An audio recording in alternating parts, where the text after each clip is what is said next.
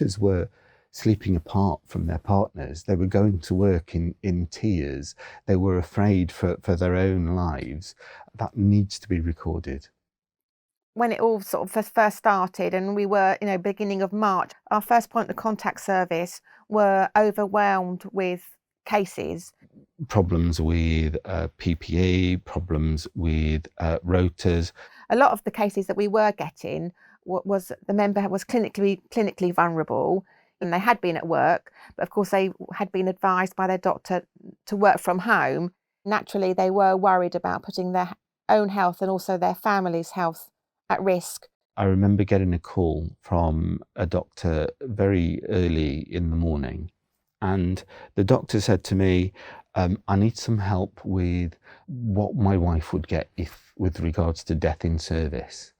And the reason for that is I've got coronavirus, I'm very ill, and I think I might have to go into a hospital, which was a very harrowing sort of a call to take on board, really. One particularly traumatic case that I dealt with was a fairly young international medical graduate who'd caught COVID, and it developed into long COVID, and she was very, very ill. But because she'd only been here 2 weeks, she didn't have any support networks. She had very few friends. She was living in hospital accommodation. She had no one to look after her. She couldn't even do her own shopping. We tried to help her with everything that could underpin her stability, like making sure she was paid properly and that she knew that her contract was going to continue. She wanted to go home to India to have family support, because even just getting out of bed was a chore for her, and just doing daily things. So the employer was initially resistant, because if you go abroad whilst on sick leave, it could potentially be a disciplinary matter. So we managed to get the employer to agree, and this particular doctor, she was so grateful. She went home for 3 months. She's still recuperating and gradually increasing her hours at work.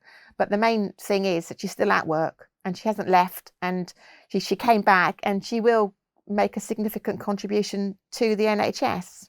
I had a really quite, I would say, ridiculous situation where in the very early days, where a doctor had to source their own PPE because there was no other PPE available, and they managed to get hold of an FF2 mask.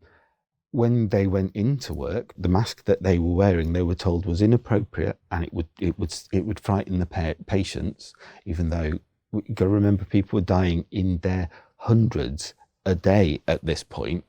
They were threatened with disciplinary action. Sadly, I think that we're going to be getting more cases of doctors who are going to be suffering PTSD-like symptoms from the pandemic. They have been through a lot. They've coped admirably. At the moment, it's catching up, and they're still working through. The clapping that we did at the very start of the pandemic was all in appreciation of what our doctors did, but somehow people have forgotten what was actually happening at the time. Let's just remember that these doctors that have had these very difficult things happen to them, they're still out there. They're still looking after us.